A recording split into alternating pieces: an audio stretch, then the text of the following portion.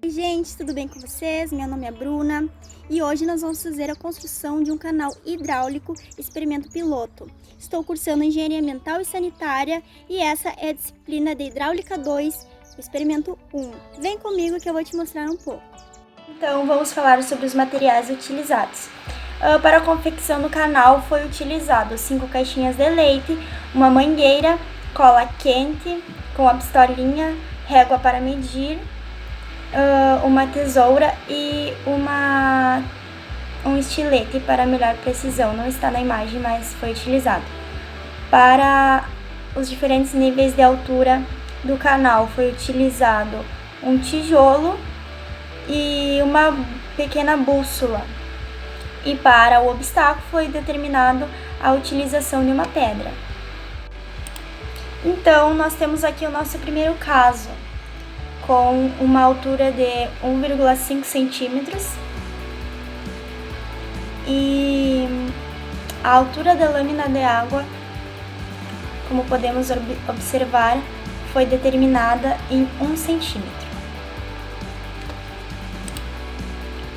Nesse segundo caso, então nós temos um obstáculo na passagem da água. Podemos verificar a medição da altura da lâmina de água a montante, que foi de 2 centímetros, e a altura da lâmina de água jusante de 1 centímetro.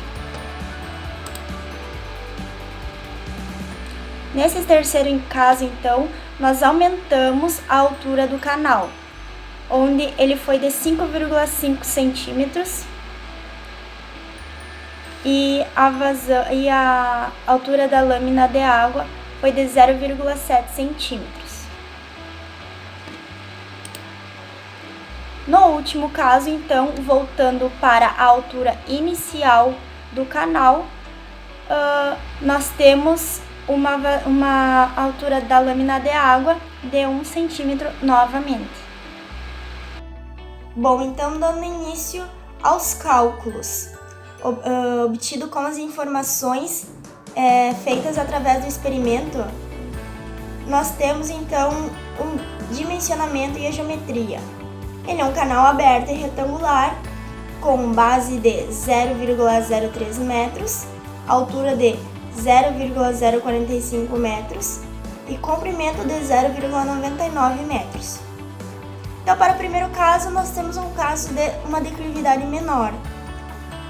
A medição da cota montante foi de 0,015 metros, a cota jusante de 0 metros e a medição com a régua da altura da área molhada foi de 0,01 metros.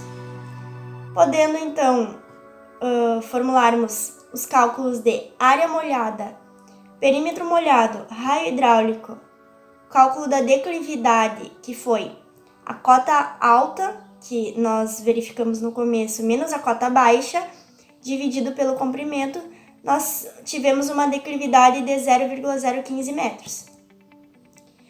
Agora, então, nós temos o cálculo da vazão e o cálculo da velocidade. Para o cálculo da vazão, nós utilizamos a fórmula de Chesi, que é a vazão vezes o coeficiente de Manning dividido pela raiz da declividade, que é igual à área vezes o raio hidráulico na 2/3. Então, para o coeficiente de Manning, então, foi utilizado 0,011 para o alumínio, que nós utilizamos da caixinha de leite. Então, a vazão final foi de 1,103 vezes 10 na menos 4 metros cúbicos por segundo. E a sua velocidade foi de 0,37 metros por segundo. Bom, então, para o caso 2, que foi um obstáculo colocado no canal, a cota montante e a cota jusante foram as mesmas. Porém, agora temos duas situações, a medição montante e a medição jusante.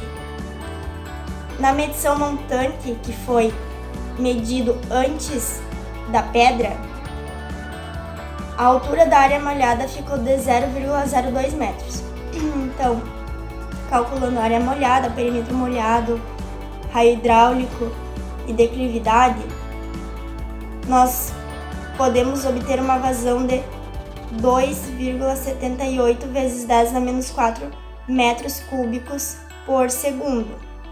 E a velocidade foi de 0,46 metros por segundo. Também utilizando na fórmula de Chese, o coeficiente de Manning do alumínio foi de 0,011 para a elaboração desta fórmula. Já no caso jusante, que foi depois da pedra a medição, com as mesmas cotas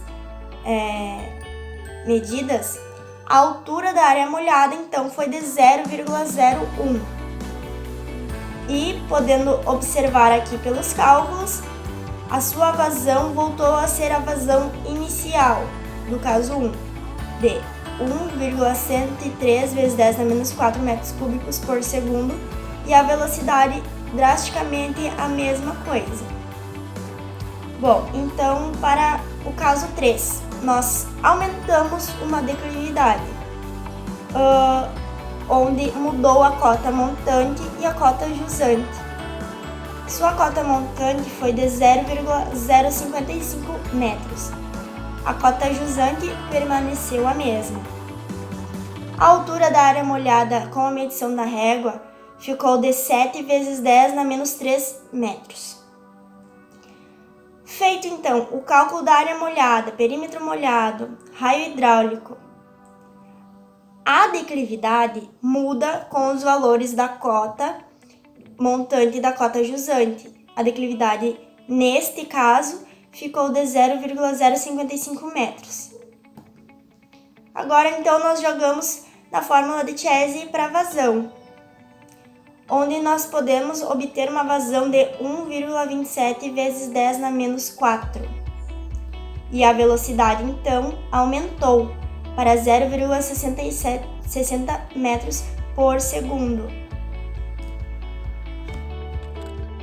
No caso 4, então, houve uma alteração da vazão. Nós abrimos um pouco mais a torneira para a água vir mais forte.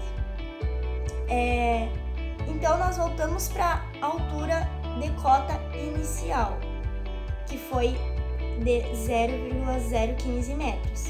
A cota jusante permaneceu a mesma, que foi de 0 metros. E com a medição da régua, a altura da área molhada foi de 0,01 metros. Calculando, então, área molhada, perímetro molhado, raio hidráulico, a declividade voltou a ser a mesma, logicamente devido aos valores de cota jusante e cota montante. O cálculo da vazão, então, voltou a ser 1,103 vezes 10 na menos 4 metros cúbicos por segundo. E a velocidade, a mesma coisa, 0,37 metros cúbicos por segundo. Bom, então o que nós podemos concluir disso tudo? A vazão só alterou na parte montante do caso 2, quando nós colocamos o obstáculo, e também alterou no caso 3, quando alteramos a sua declividade. Alterando a declividade no caso 3, a velocidade aumentou e a lâmina de água diminuiu. Então, no caso 1, 2, jusante, e no caso 4, a vazão e a velocidade permaneceram as mesmas. Bom, então, explicando a alteração em alguns dados, podemos dizer que a medição pode não ter sido muito correta, pode ter havido alteração na pressão da água, alterando a sua vazão em algum momento do experimento. A medição com a régua pode não ter sido muito precisa, então pode ser que os cálculos não tenham sido como o esperado.